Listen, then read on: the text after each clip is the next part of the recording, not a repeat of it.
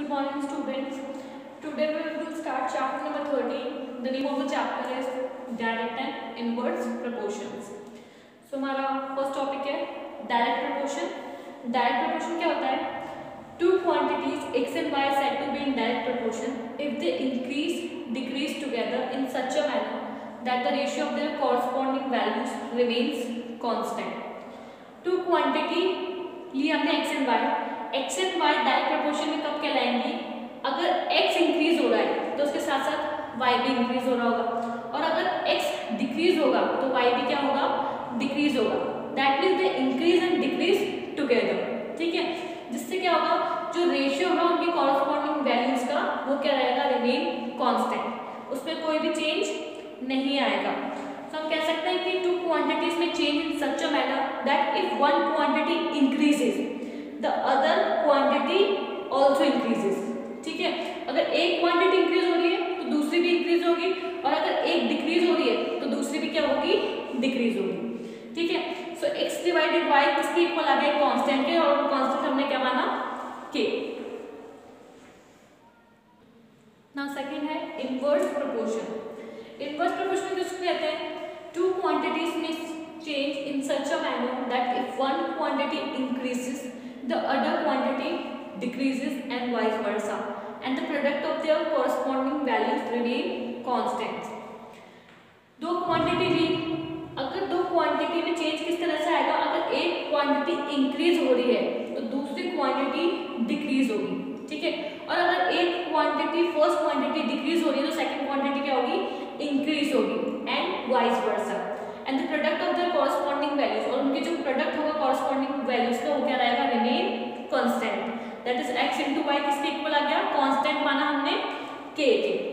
सो हमने direct proportion and inverse proportion के बारे में पढ़ा. डायरेक्ट प्रोपोर्शन क्या था? जिसमें दो क्वांटिटीज में एक जैसा चेंज हो रहा था. अगर x इंक्रीज हो रहा है तो y भी इंक्रीज होगा, अगर x डिक्रीज हो रहा था तो y भी डिक्रीज होगा. सेकेंड हमने पढ़ा इनवर्स प्रोपोर्शन. इनवर्स प्रोपोर्शन में क्या होता है कि अगर x इंक्रीज होगा तो y डिक्रीज होगा, और x डिक्रीज होगा तो y इंक्रीज होगा. Now let's come to the exercise 13.1. 13.1 का फर्स्ट क्वेश्चन है हमारे पास. Following are the car parking charges near a railway station up to 4 hours के कितने हैं? ₹60. 8 आवर्स के ₹100. 12 आवर्स के ₹140 एंड 24 आवर्स के ₹180. हमें कार पार्किंग चार्जेस दे रखे हैं. ठीक है, 4 घंटे की पार्किंग के ₹60 लगते हैं, 8 घंटे की पार्किंग के ₹100 लगते हैं, 12 घंटे की पार्किंग के ₹140 लगते हैं, और 24 घंटे की पार्किंग के ₹180. ठीक है, so check if the parking are in the direct proportion to the parking time. हमें क्या बताना है कि जो हमें पार्किंग चार्जेस दे रखे हैं, ठीक है, पार्किंग चार्जेस जो दे रखे हैं वो क्या डायरेक्ट प्रोपोर्शन है किसके? पार्किंग टाइम के. और हम क्या पढ़ के आ चुके हैं? हम पढ़ के आ चुके हैं कि डायरेक्ट प्रोपोर्शन क्या होता है? जिसमें दोनों क्वांटिटीज में क्या होता है? जो भी चेंज होता है वो सेम होता है. अगर वो इंक्रीज हो रही है तो सेम होगा, और अगर वो डिक्रीज हो रही है तो अगेन सेम होगा. तो सॉल्व करते हैं इसे. नाउ चार्जेस पर आवर निकालेंगे हम. ठीक है, सो देखो फर्स्ट कार के हमने चार्जेस निकाले. 4 आवर्स के कितने लग रहे?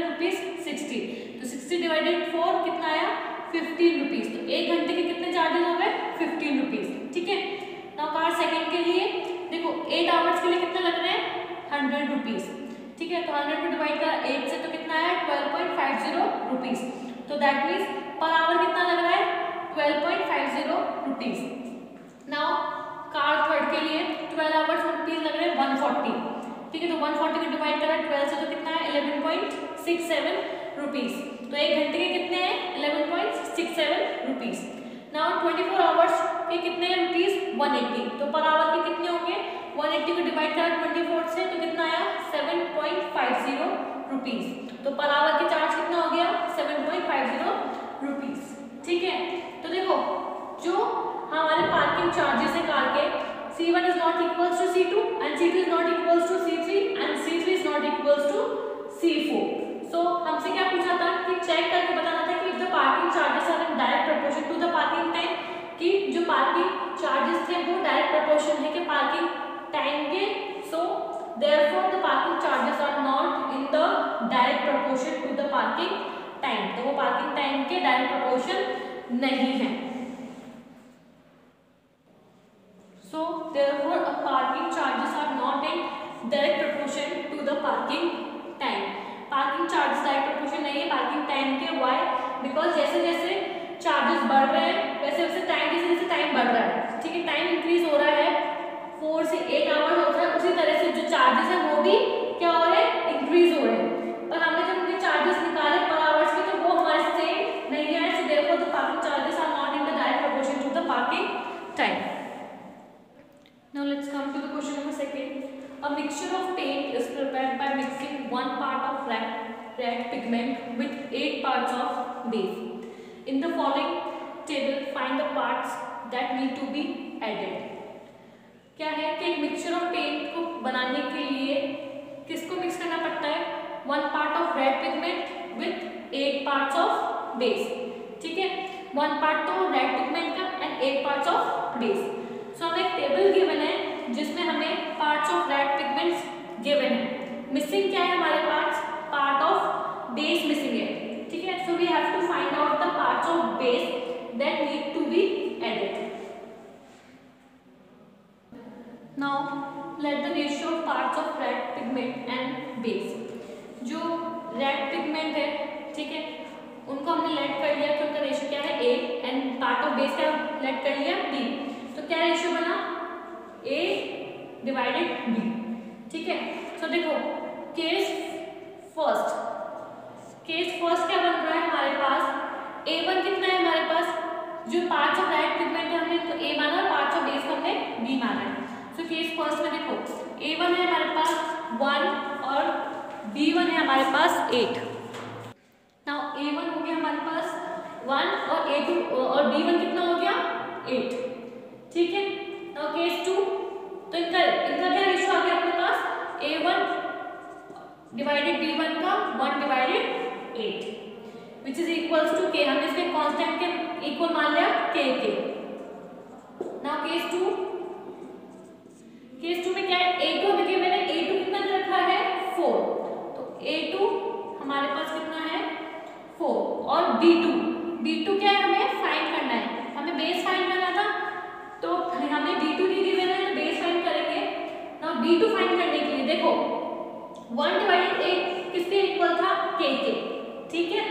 सो K equals to A2 divided B2, ठीक है।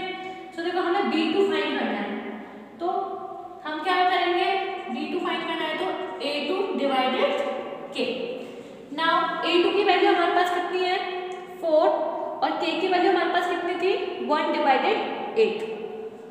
सो वैल्यूज पुट करेंगे, देखो B2 की तो हमें फाइंड करनी है, A2 की हमारे पास कितनी है 4 और K की वैल्यू क्या थी, K हमने इसको लेट करा था 1 डिवाइडेड 8, किसके इक्वल था K के, और K की क्या वैल्यू थी 1 डिवाइडेड 8, तो इसके नीचे हम लिखेंगे 1 डिवाइडेड 8, तो 8 का चला जाएगा ऊपर चला जाएगा, नेक्स्ट 4 8 से कितना होता है 32, तो B2 की वैल्यू हमारे पास कितनी आ गई 32। नाउ सिमिलरली हम B3 B4 और B5 की वैल्यूज फाइंड आउट करेंगे। नाउ केस थर्ड क्या है, देखो A3 की वैल्यू हमें दे रखी है A1 A2 A3 की वैल्यू कितनी है 7 और पार्ट ऑफ बेस को हमने B माना था, तो B1 B2 B3 की वैल्यू हमारे पास मिसिंग है, ठीक है। So K equals to A3 divided B3 की वैल्यू फाइंड आउट करनी है, तो K इसको डिवाइड बाय देते हैं A3 डिवाइडेड K। A3 की वैल्यू कितनी है हमारे पास 7 और K की वैल्यू हमने स्टार्टिंग में कितनी लेट करी थी 1 डिवाइडेड 8 लेट करी थी, तो 7 डिवाइडेड 1 डिवाइडेड 8, ठीक है, 8 ऊपर चला जाएगा तो 7 into 8 कितना होता है 56। सो हमारे पास B3 की कितनी वैल्यू आ गई 56। नाउ केस फोर्थ क्या है, देखो अब हमें A4 की वैल्यू गिवन है पर हमें B4 की वैल्यू गिवन नहीं है, तो again K equals to A4 divided B4 की वैल्यू फाइंड करते हैं। सो A4 डिवाइडेड K, A4 कितना रखा है हमें 12, K कितना था 1 डिवाइडेड 8, तो 8 ऊपर जाएगा तो 12 into 8 कितना होता है 96, तो B4 की वैल्यू कितनी आ गई हमारे पास 96। सुनाओ A5 केस फिफ्थ हमारा A5 की वैल्यू हमें रखी है 20 और B5 की वैल्यू हमें गिवन नहीं है। So K equals to A5 divided B5। Now B5 की वैल्यू हमें फाइंड करनी है, तो A5 डिवाइडेड K। ठीक है, A5 की कितनी वैल्यू दे रखी है, हमें 20 दे रखी है, डिवाइडेड K की क्या वैल्यू थी, 1 डिवाइडेड 8। तो 8 ऊपर जाएगा, तो 20 को 8 से मल्टीप्लाई करना कितना है, 160। तो B5 की वैल्यू कितनी आ गई हमारे पास, 160। So here is the combined result for all the cases we have. Parts of red pigments 1, 4, 7, 12, 20, and the parts of dates which we have to find, that is 8, 32, 56, 96 and 160. Now let's come to the question number 3rd. In question second above, if one part of red pigment requires 75 ml of base, how much red pigment should we mix with 100 ml of base? क्या कह रहा है question third कि अगर हम first part of red pigment में 75 ml base क्या करते हैं, मिक्स करते हैं, तो how much red pigment should be mix with 1800 ml of base.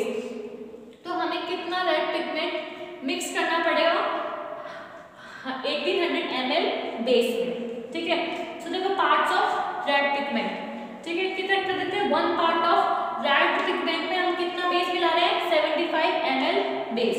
तो हमें फाइंड आउट करना है कि हम 18 ml बेस में कितना parts of red pigment mix करेंगे। ठीक है,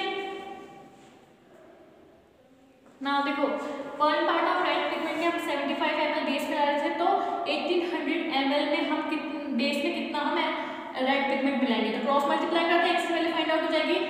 सो 18 क्रॉस मल्टीप्लाई करते हैं तो 1800, ठीक है, इक्वल्स टू कितना आ गया 75x।